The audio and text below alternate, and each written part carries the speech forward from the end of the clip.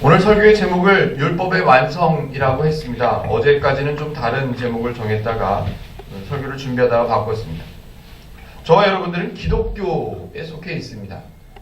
교회를 열심히 다니든, 교회를 가끔 다니든, 아니면 교회를 나온 지 몇 번 안 됐든, 제가 만나본 분들을 이렇게 생각해보면 어렸을 때 교회를 다녔던 분들도 어디 이력서를 낼 때는 기독교에다 이렇게 체크를 하시더라고요.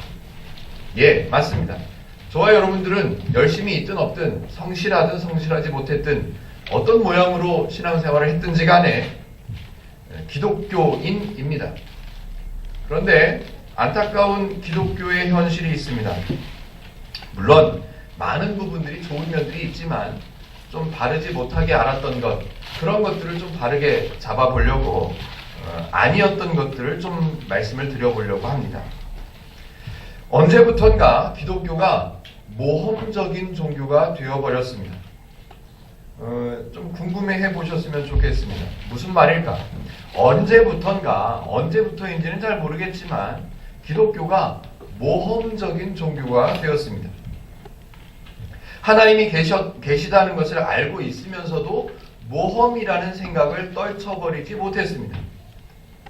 그러나 기독교는 절대로 모험적인 종교가 아닙니다. 이게 무슨 말인지 제가 설명을 좀 해보지요. 많은 사람들이 교회를 다닙니다. 교회를 다니고 많은 사람들이 하나님을 배우고 있습니다. 많은 사람들이 신앙생활이라고 생각하고 신앙생활을 열심히 하고 있습니다. 그리고 또 열심히 헌신도 하고 열심히 봉사도 합니다. 선한 일도 많이 하고요. 구제하는 일도 많이 합니다. 예, 참 좋은 모습들입니다. 그 모든 사람들이 신앙생활을 하고 교회를 다니고 좋은 일들을 하고 구제를 하고 아픈 사람들을 도와주고 그렇게 하는 모든 사람들이 신앙생활이라고 생각하고 하고 있습니다. 그러나 그런 분들에게 분위기를 만들고 분위기를 좀 거룩하게 좀 무겁게 만들어 놓고 그런 분들에게 지금 당장 죽으면 구원을 받을 수 있습니까? 라고 물어본다든지 지금 당장 죽어도 천국 갈 수 있습니까? 라고 심각하게 물어보면 자신있게 한마디로 대답하거나 자신있게 당당하게 그 질문에 대하는 사람이 별로 없다는 겁니다. 그분들의 대답을 이렇게 예를 들어서 여러 가지 있겠지만 우리가 이해하기 쉽게 한 가지 대답을 살펴본다면 죽어봐야 알죠. 그때 가봐야 알죠. 제가 열심히 한다고는 했지만 그걸 어떻게 확답을 합니까? 가봐야 알죠. 천국 갔으면 좋겠네요. 라고요. 어떤 분들은 이렇게 가르치기도 합니다. 열심히 우리가 이 땅 위에 살면서 신앙생활을 하고는 있지만 그 결과는 알 수 없는 겁니다. 감히 누가 어떻게 하나님의 뜻을 알 수가 있습니까? 그 깊으신 하나님의 계획은 알 수가 없는 겁니다. 우리는 이 땅 위에 살면서 다만 열심히 천국 갈 수 있기를 바라면서 열심히 신앙생활을 할 따름입니다. 그러니까 앞을 알 수 없고 결과를 알 수 없기 때문에 더 열심히 이 땅 위에서 헌신하고 봉사하고 희생하면서 신앙생활을 해야 한다고 가르치는 분들도 계십니다. 결과를 알 수 없는 거라면 내가 구원을 받을 수 있는지 천국 갈 수 있는 건지 그 결과를 알 수 없는 상태라면 그건 모험이죠. 모험일 수밖에 없는 거예요. 열심히 한번 신앙생활 해보자. 내가 천국 갈 수 있을지 없을지는 모르지만 한번 천국이 좋다니까, 천국은 좋은 곳이라니까 열심히 한번 해보자. 어떻게 될지는 모르지만 그건 모험이죠. 모험. 우리의 정성과 우리의 열심과 사람들의 열심 있는 신앙생활이 하나님께서 바라보셨을 때 너 나중에 한번 보자. 지금 그렇게 열심히 계속해라. 그래서 나중에 내가 판단해봐서 천국 갈 수 있을지 없을지를 내가 확인해 볼게 라고 하나님께서 말씀하신다면 정말 이건 간드랑간드랑하는 모험일 수밖에 없습니다. 언제부턴가 교회에서의 가르침이 그런 모험적인 신앙으로 가르치게 되었습니다. 그래서 많은 성도분들이 자신 있게 대답하지를 못합니다. 왜 그럴까요? 왜 이렇게 걸어와졌을까요? 신앙이 무엇인지, 교회가 어떤 곳인지, 성도가 어떤 사람인지, 믿음이 무엇인지, 하나님은 어떤 분인지 전혀 모르는 사람들이 하는 말들입니다. 그런 사람들의 말들이 마치 상식처럼, 마치 그런 사람들의 말들이 맞는 말처럼 여겨져 왔기 때문에 웃을 수 없는 이런 안타까운 해프닝들이 만들어져 왔습니다. 하나님은 절대로 사람을 대상으로 모험을 하지 않으십니다. 내가 죄를 위해서 희생하긴 했는데 제가 잘 해낼 수 있을까? 제가 잘 해내야 구원이 완성될 텐데. 하나님은 사람을 대상으로 모험하지 않으십니다. 하나님은 구원을 걸고 복권을 만들어서 배포하신 적이 없습니다. 너희들 구원의 복권을 좀 사봐라. 이게 당첨이 될지 안 될지 모르지만 열심히 사봐라. 그렇게 말씀하신 적이 없습니다. 성경에서 설명하는 구원이란 이런 겁니다. 하나님께서 은혜의 원리, 조건 없이, 대가 없이 내가 그냥 줄게, 이런 원리를 갖고 계신 하나님께서 믿음이라는 은사를 저와 여러분들에게 주셨습니다. 사람들에게 주셨습니다. 믿음은 하나님께서 공짜로 대가 없이 이유 없이 우리에게 줬다고 성경에 써놓고, 다른 성경에 보면 그 믿음 때문에 너를 구원한다, 그 믿음 때문에 너는 구원을 얻었다 라고 말합니다. 마태복음에 보면 우리가 아는 신학생들이 잘 아는 얘기들이 많이 나오죠. 피를 흘리는 병을 앓고 있는 여인, 그 여인이 옷깃을 만져서 병을 고쳤어요. 예수님께서 말씀하시죠. 내 믿음이 너를 구원했다라고요. 그 여인에게 믿음이 있다고 생각합니다. 예수님께서 그렇게 말씀해 놨다고 하니까 우리는 그 여인을 보고 이 여인 같은 믿음을 가져야 된다고 생각합니다. 그래서 열심, 담대함, 그 많은 사람들을 헤집고 그 예수님의 옷자락을 만진 그 용기, 그게 믿음이라고 가르쳐 왔습니다. 아니요. 그 여인에게는 믿음을 기를 수 있는 환경이나 조건이 전혀 없었습니다. 하나님이 그 여인에게 믿음을 주셨기 때문에, 그 주셨다는 사실을 알기 때문에 예수님은 말씀하시는 거예요. 그 믿음, 너한테 믿음.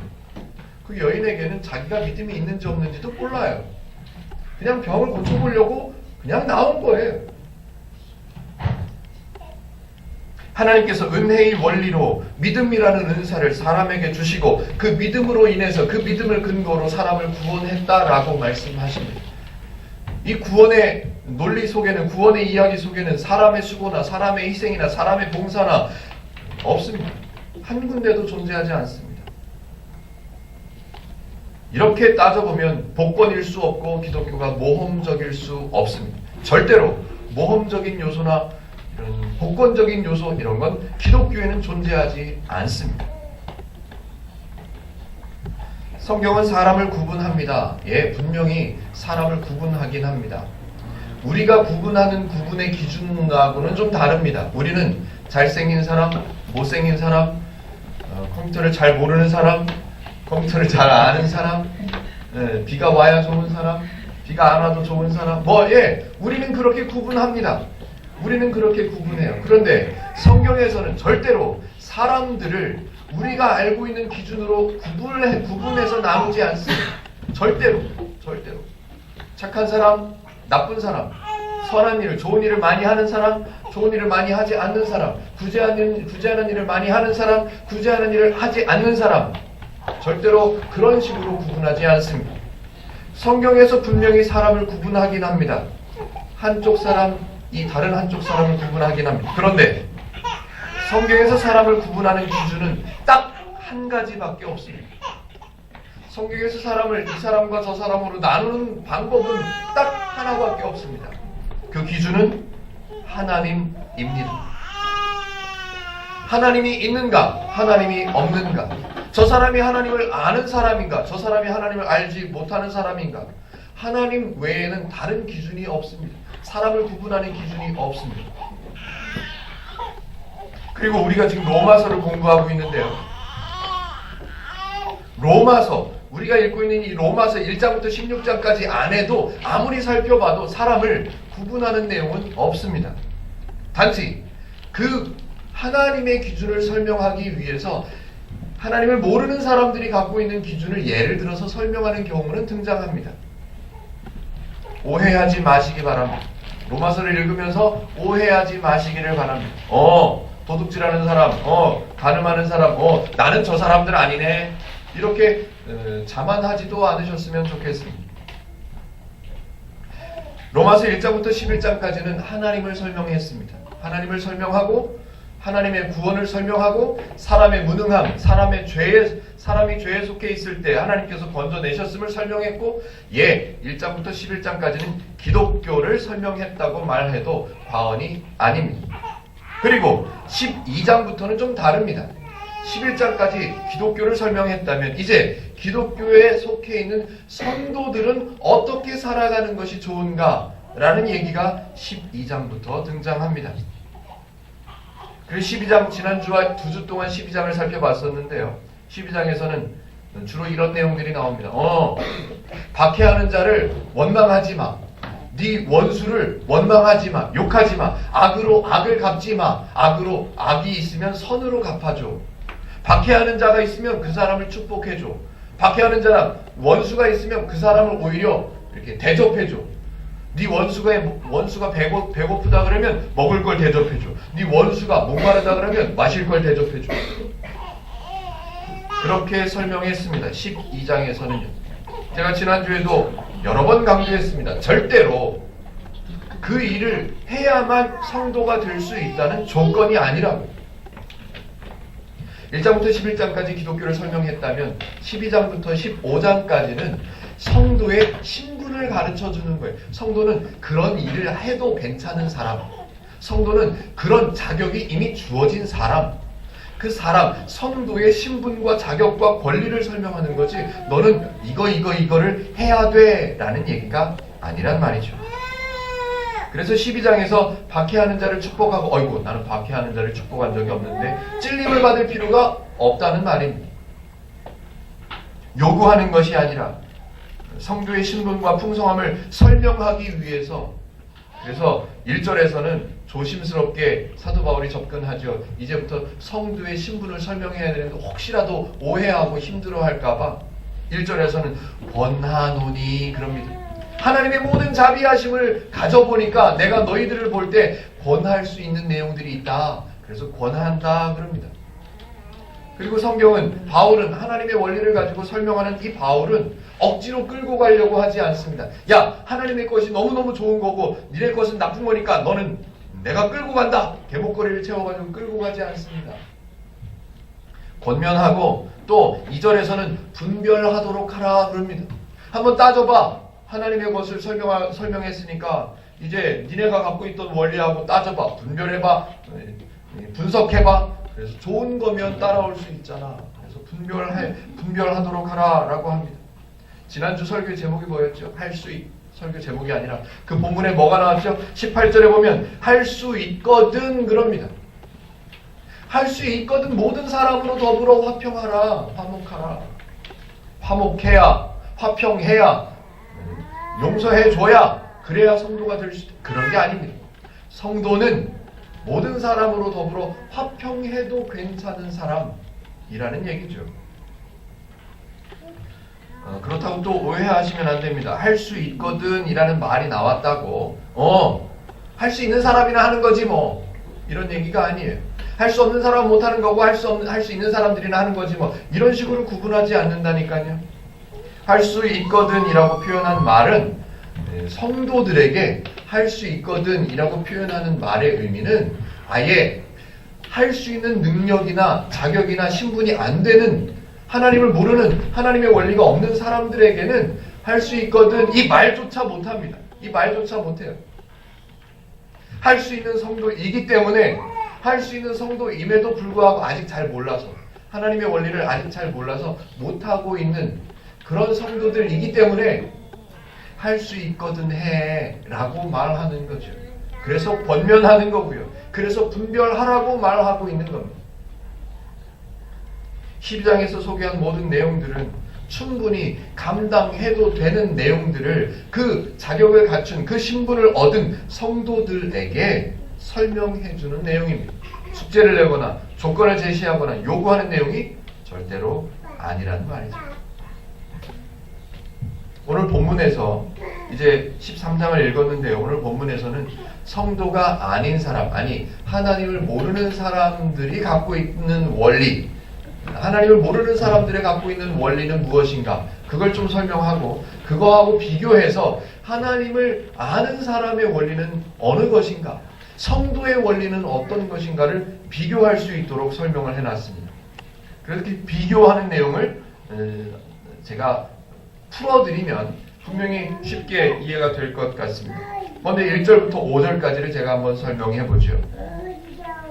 제가 한번 읽어보죠. 좀 빠르게 읽겠습니다. 각 사람은 위에 있는 권세들에게 복종하라. 권세는 하나님으로부터 나지 않음이 없나니 모든 권세는 다 하나님께서 정하신 바라. 그러므로 권세를 거스르는 자는 하나님의 명을 거스름이니 거스르는 자들은 심판을 다 취하리라. 다스리는 자들은 선한 일에 대하여 두려움이 되지 않고 악한 일에 대하여 되나니 내가 권세를 두려워하지 아니하려느냐. 선을 행하라. 그리하면 그에게 칭찬을 받으리라. 그는 하나님의 사역자가 되어 내게 선을 베푸는 자니라. 그러나 내가 악을 행하거든 두려워하라. 그가 공연히 칼을 가지지 아니하였으니 곧 하나님의 사역자가 되어 악을 행하는 자에게 진노하심을 따라 보응하는 자니라. 그러므로 복종하지 아니할 수 없으니 진노 때문에 할 것이 아니라 양심을 따라 할 것이라. 그냥 읽어보면 좀 복잡한 내용 같은데요. 제가 한번 이해하기 쉽도록 설명해 보겠습니다. 저 나름대로는 이해하기 쉽게 설명해 드린다고 준비한 거니까요. 이해가 되지 않는다고 해서 저를 욕하지는 말아주시기 바랍니다. 일반적으로 사람들은 이 직장을 다니는 분들을 예를 들면 자기 위에 있는 상사들에게 복종해야 됩니다. 자기 위에 있는 상사가 지시를 내리면 그걸 해야죠. 또 자기 위에 있는 상사가 어떤 규칙을 정하면 그걸 따라야죠. 예, 그게 맞습니다.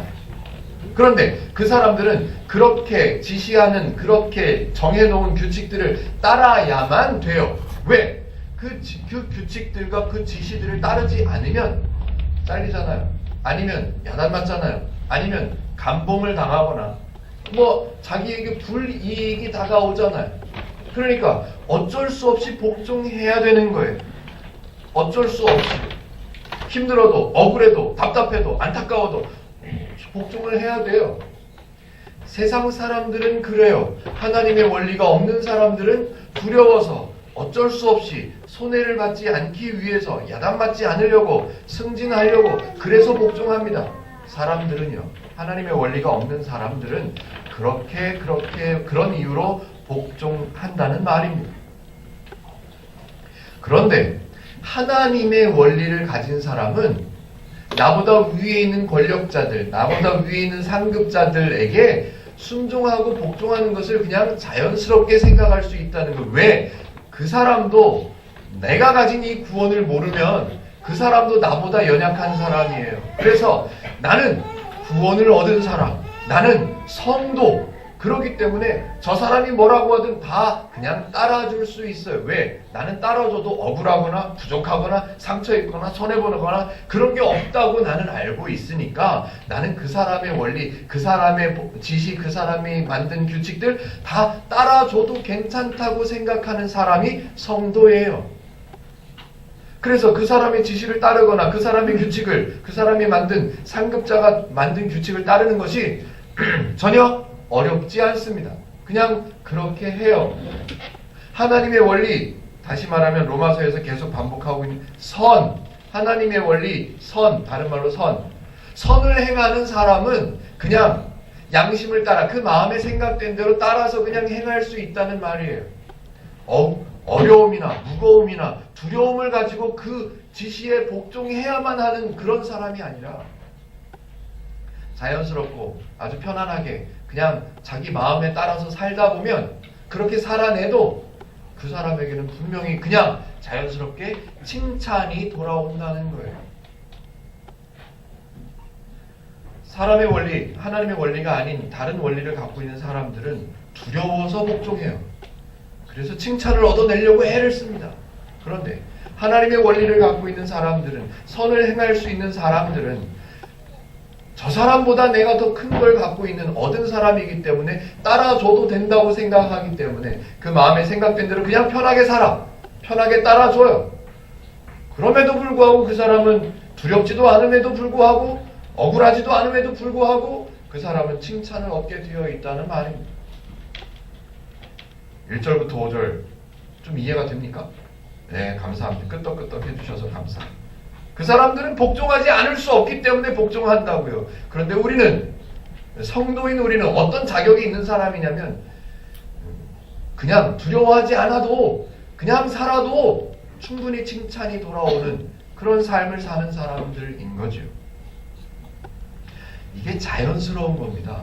억지로 이게 짐이라거나 이게 뭐 의무라거나 이게 명령이라거나 이게 아니라 두려워서가 아니라 이게 자연스러운 거라는 거. 그게 하나님의 원리를 가진 사람들의 모습이라는 거죠. 두 번째 내용을 한번 설명해 보겠습니다. 6절과 7절입니다. 아까는 제가 긴 걸 읽었으니까 여러분들이 한번 짧은 걸 읽어 주십시오. 6절에서 7절입니다. 시작.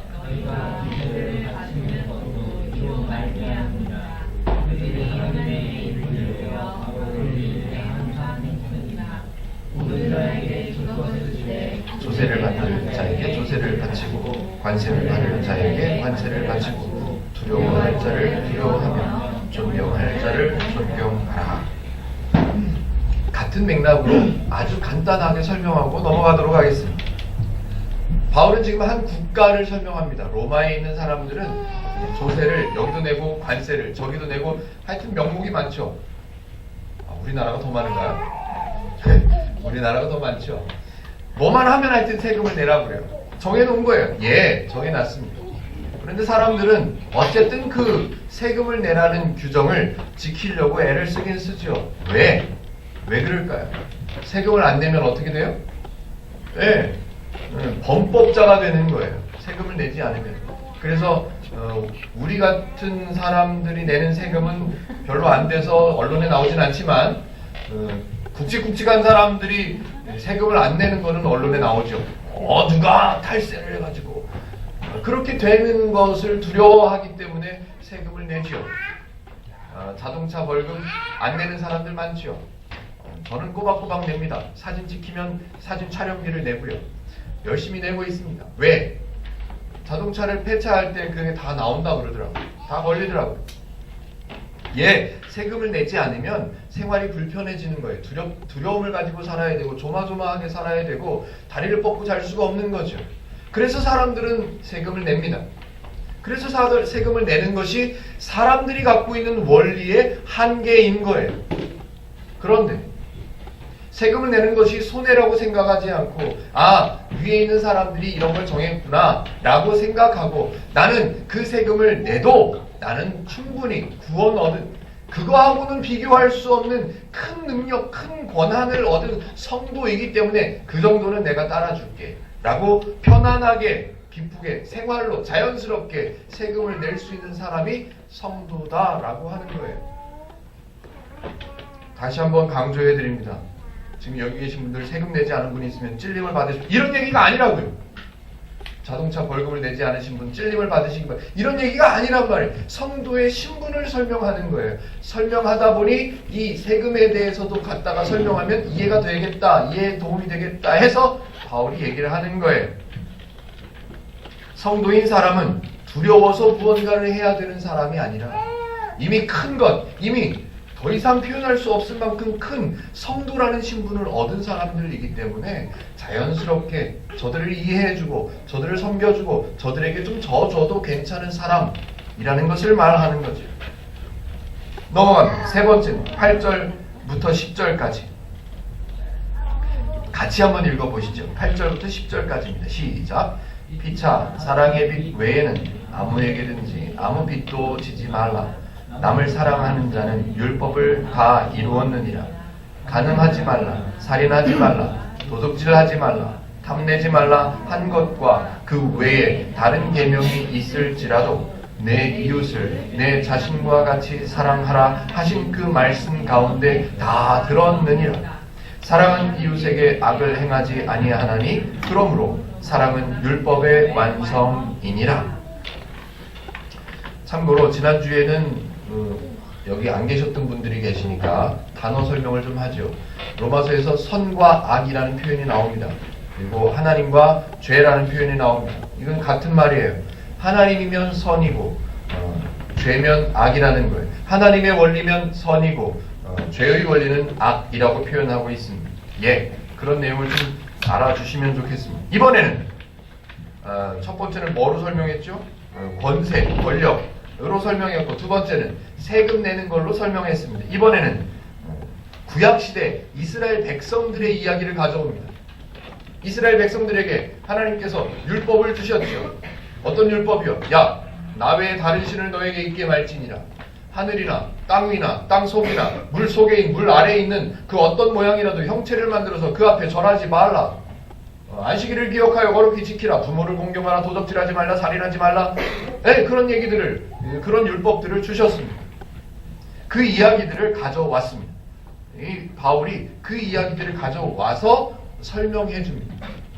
조금 전까지는 하나님을 전혀 모르는 사람들의 원리하고 하나님을 아는 성도들의 원리하고 비교를 했다면, 이번에는 이스라엘 백성들의 원리하고 지금 우리가 살고 있는, 우리에게 있는 성도라는 사람들의 원리하고를 비교합니다. 잘 한번 들어보십시오. 예수님이 십자가에 달리셔서 죄를 없게 하셨어요. 죄를 도말하셨다고 하죠. 죄를 없게 하신 사건은 지금부터 약 2000년 전에 있었던 일입니다. 그런데 이스라엘 백성들은 그 이전에 살았던 사람들이에요. 예수님께서 죄를 없게 하기 전 사람들이에요. 그 사람들은 좀 불쌍하죠. 사실 따지고 보면 우리같이 이런 귀한 복음, 예수님의 사랑, 이거 없이 살았거든요. 안타깝죠. 그 사람들의 원리는 구체적으로 다 짚어줘야만 했어요. 왜냐하면 그 사람들이 살던 그 고대 근동 지역에 있는 모든 사람들, 다른 나라 사람들, 하나님을 모르는 사람들의 원리가 다 음란하고 다 도적질하고 이게 당연하다고 생각하고 살던 시대였기 때문에 이스라엘 백성만큼은 하나님께서 주신 평안과 질서와 기쁨과 행복으로 살아갈 수 있도록 하나님이 그네들의 수준에 맞춰서 다 구체적으로 하나하나 알려줬어요. 야, 간음하지 마, 도적질하지 마, 내 이웃에 있는 것을 탐하지 마, 안식일을 기억하여 거룩하게 지켜, 우상에게 절한, 다 구구절절히 설명해줬어요.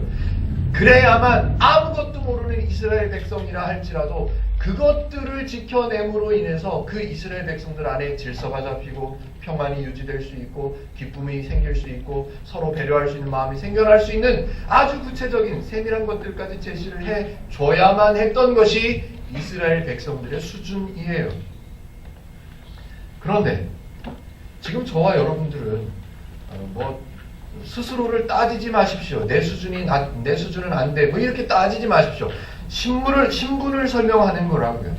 우리의 신분은, 여기 있는 분들 한 분도 빠짐없이 누구든 우리의 신분은 어느 정도 수준이냐 하면, 어느 정도 위치냐 하면 이스라엘 백성들은 다 설명해 줘야만 그나마 질서가 유지되고 서로 섬기는 마음이 그나마 생겨날 수 있기 때문에 다 설명해 줬어요. 우리 수준은 하나님의 원리를 소유한 사람, 이미 구원을 갖고 있는 사람, 이미 믿음을 소유하고 있는 사람의 수준은 뭐냐 하면 하나님의 원리를 갖고 있는 사람이라고 말하는 거예요.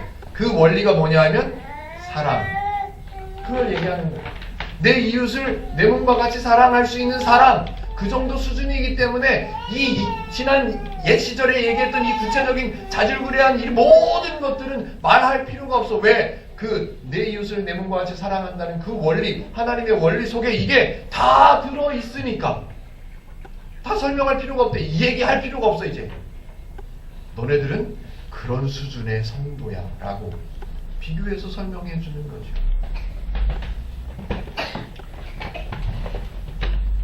저와 여러분들은 그런 사람입니다.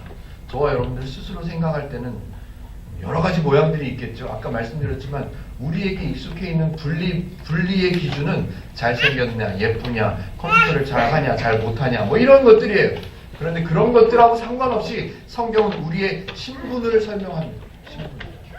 내 이웃을 내 자신과 같이 사랑하라. 이거는 명령이 아닙니다. 신분을 설명하는 거라니까요. 너는 이미 내 이웃을 내 몸과 같이 사랑해도 괜찮은 사람이 되어 있어. 아직 뭘 몰라서, 아직 잘 몰라서 그렇게 못하고 있을지는 몰라도 내 신분은 그래.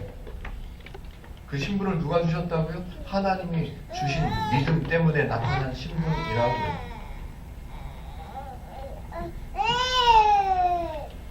다시 한번 말씀드리죠. 절대로 로마서의 설명은 요구가 아닙니다. 숙제가 아니에요. 명령이 아닙니다.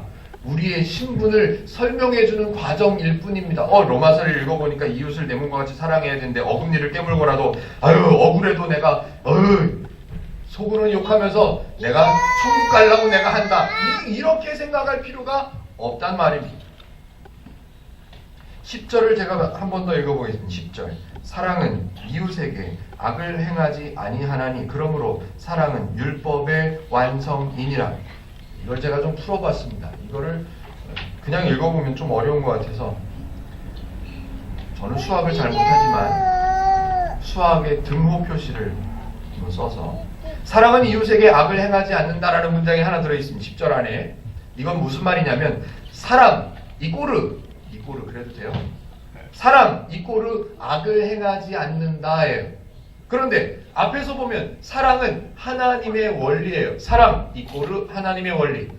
오늘 10절에서는 사랑 이꼬르 악을 행하지 않는다. 다시 말하면 하나님의 원리는 악을 행하지 않는다예요.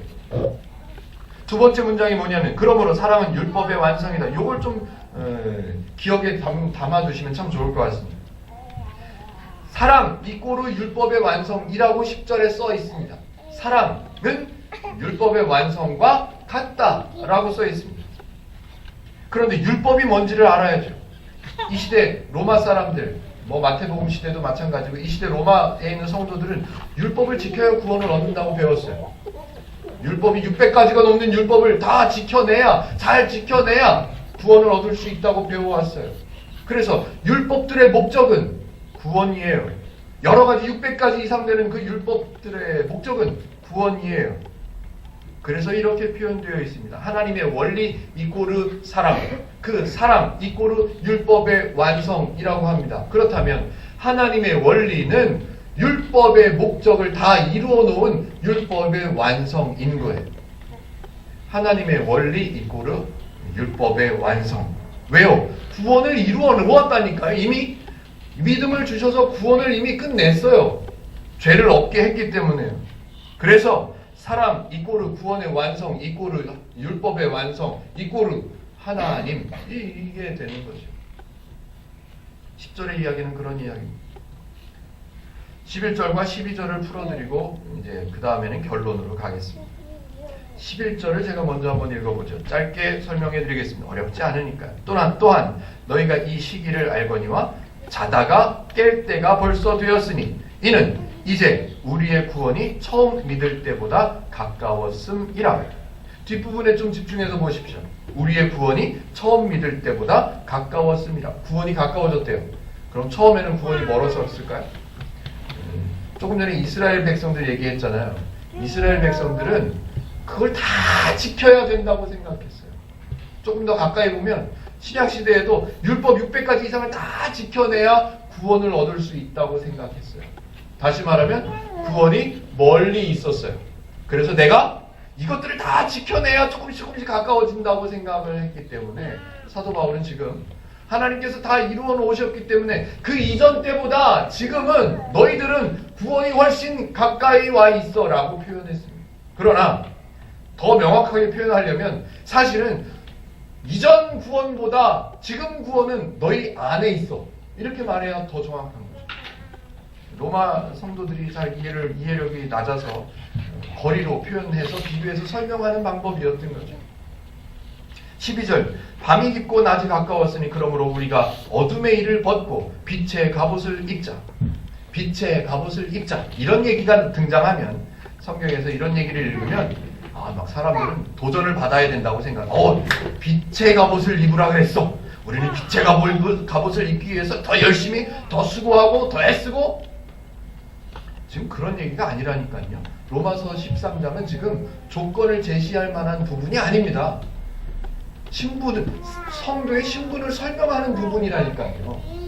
그래서 빛의 갑옷을 입자, 어둠의 일을 벗고 빛의 갑옷을 입자, 이 얘기는 너희는 이미 어둠은 끝났고 빛의 사람이 되어 있어 라는 설명을 이렇게 하는 거예요.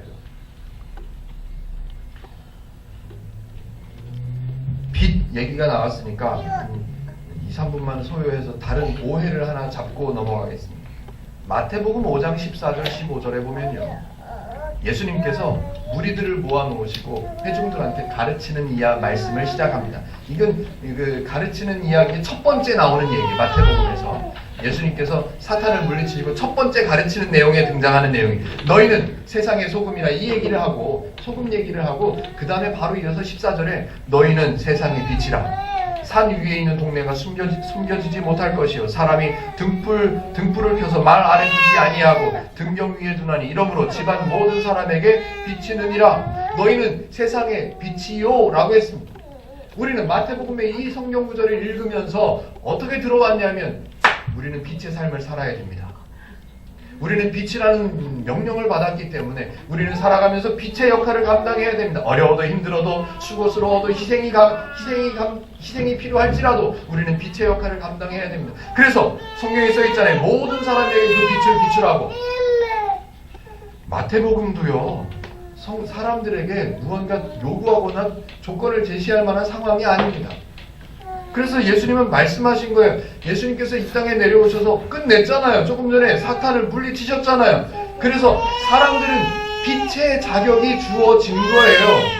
봐봐요, 쟤도 맞대잖아. 빛의 자격이 주어진 사람들에게 빛의 자격이 주어졌음을 모르고 있기 때문에 예수님은 설명해 주시는 거예요. 너희는 세상의 빛이야 라고요. 너희는 세상의 빛이 되어야 된다. 알았지? 감수해야 된다. 모든 것을 감수해야 된다.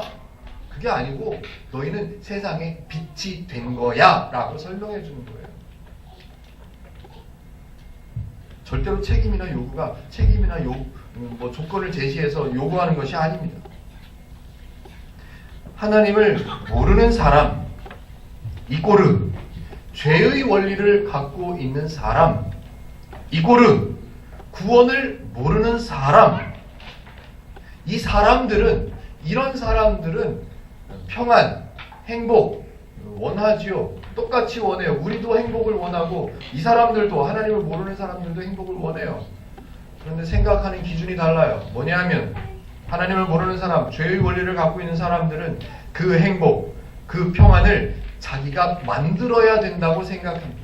왜? 하나님을 모르니까 내가 만들어내야 된다고 생각하기 때문에 아둥바둥하죠. 그래서 다른 사람을 밟고 올라서야 내가 행복할 수 있다고 생각하죠. 내가 손해보면 안 된다고 생각하고 아둥바둥하죠. 힘듭니다.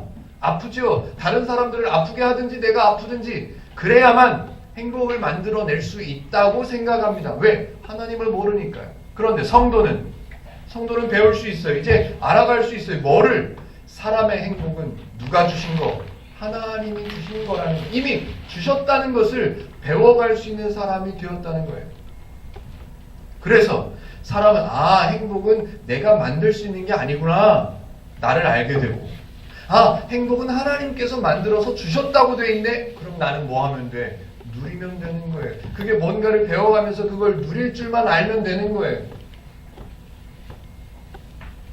하나님의 원리를 모르는 사람들은 스스로 행복을 만들어야 된다고 생각하기 때문에 온갖 방법들을 동원하죠. 그 방법들이 뭐예요?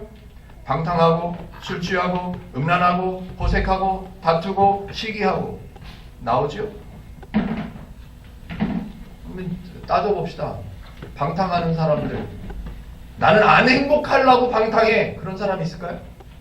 행복하려고 방탕하는 거예요. 그게 방법이라고 생각해서.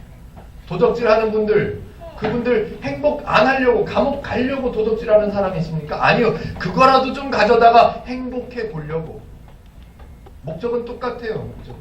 내가 만들어야 된다고 생각하는 사람들은 다른 방법들을 동원하게 돼 있어요. 어쩔 수 없는 거죠. 그러나 나는 성도구나, 하나님이 책임지시는구나, 행복 하나님이 주시는구나, 뭘 주셨다고 돼 있지? 이런 것들을 주셨다고 돼 있구나. 나는 이런 것들을 누려도 되는 사람이구나를 배워가는 거죠. 그리고 누려가는 거죠. 저와 여러분들은 성도입니다. 이거는 분명한 거예요. 이게 여러분들은 지금 죽어도, 지금 당장 죽어도 천국 갈 수 있습니까? 물어보면 그냥 웃어줘요. 그런 걸 뭐 하려고 묻냐고. 여러분들 지금 마음속에 믿음이 있는 사람 손 드시고 믿음이 없는 사람은 지금 일어나셔서 앞으로 나오십시오. 그렇게 물어보는 사람들이 있으면 속으로 웃어줘요. 참 안타깝다 저분. 아직 모르네. 성경에 분명히 써 있습니다. 하나님께서 믿음을 주셨다고. 하나님이나 되시는 분이 주셨다고 성경에 써 있는 걸 가지고 왜 물어봐 그거를. 당연한 거를.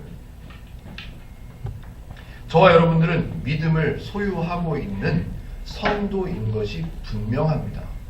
아무리 내가 못났어도, 아무리 내가 멍청해 보여도 그건 알으시면 되는 거예요. 아시면.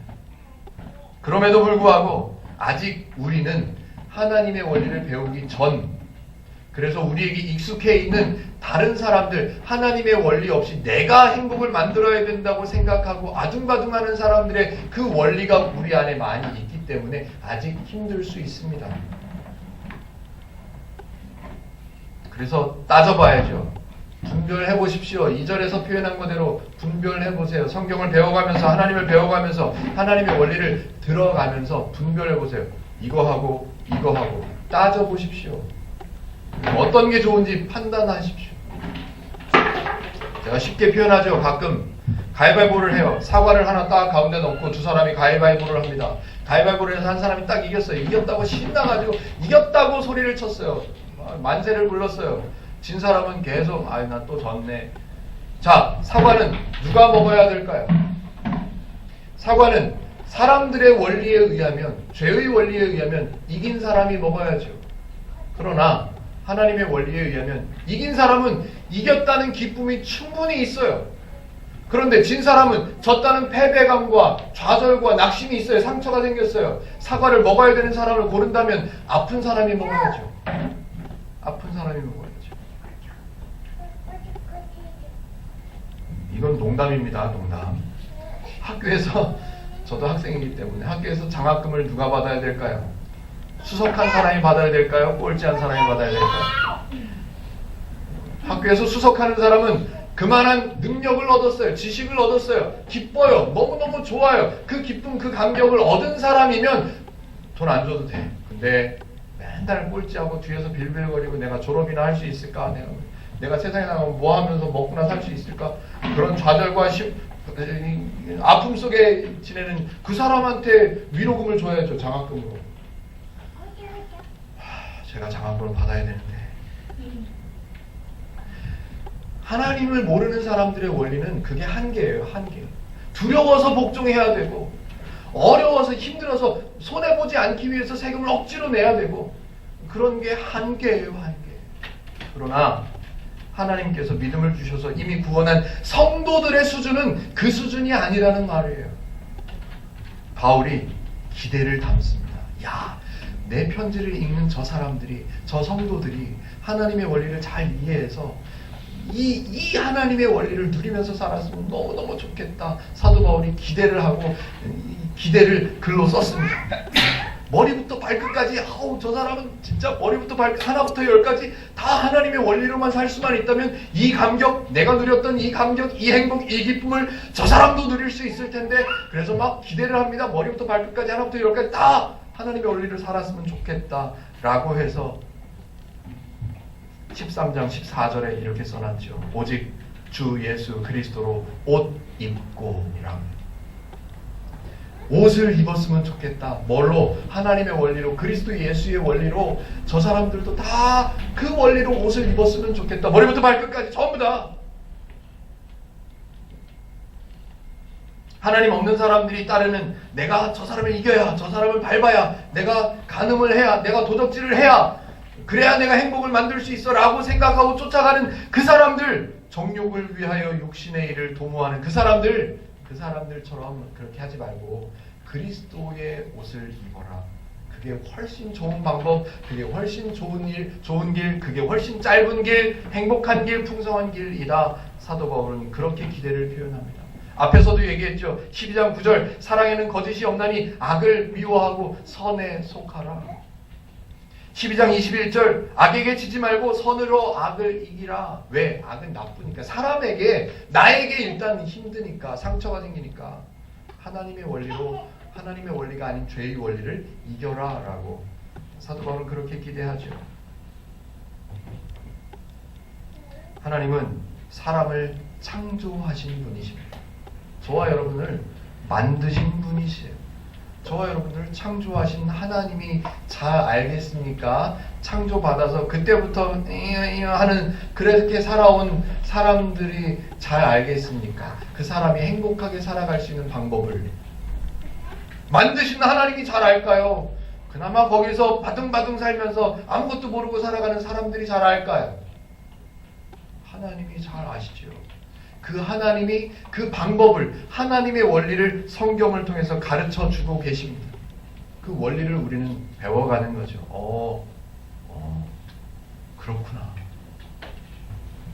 성도는 하나님의 원리가 아닌 죄의 원리가 익숙해져 있는 죄의 상태에서 살았던 사람이긴 하지만 로마서 13장을 보니까 우리는 그런 원리에 얽매여서 살아가야 되는 그런 수준 낮은 사람이 그런 신분이 아니라 이미 성도라는 신분에 올라와 있는 사람이라는 것이 분명합니다.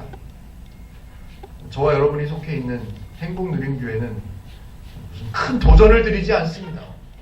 큰 명령을 해결해야 된다고 억압하지 않습니다. 다만 성경을 바르게 보면서 하나님의 원리를 배워가고 또 제가 가끔 자주 표현하는 표현이 있죠. 행복누림교회는 하나님의 원리를 연습해보는 연습장이라고.